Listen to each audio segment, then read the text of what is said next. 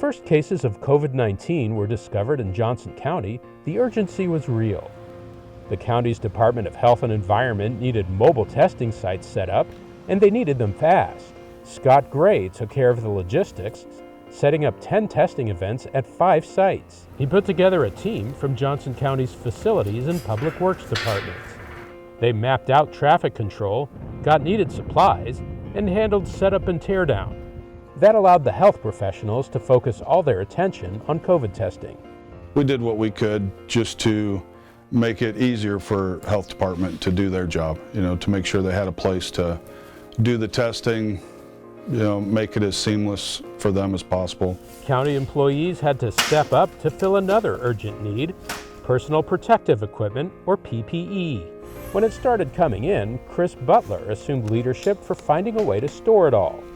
Within 1 week, his team stood up an entire warehouse operation, organizing delivery, tracking, and inventory. He also came up with a new way to house more of these pallets in the same amount of space. What COVID drove us to do was realize our actual needs, what we needed to have on hand. 3 months supply of gloves, masks, gowns, things along those lines. Johnson County's custodians did their part to fight the spread of COVID, a cleaning program that emphasizes public health over the appearance of cleanliness was put in place well before the pandemic. Kevin Glur led the effort, and as the pandemic set in, Johnson County custodians focused on high-touch surfaces.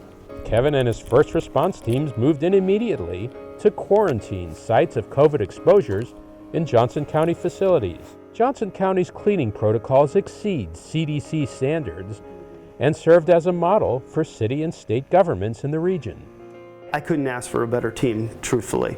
I'd put them up against any custodial team in the United States and even farther. The public servants in Johnson County's facilities department helped lead the way in protecting their community from the spread of COVID-19.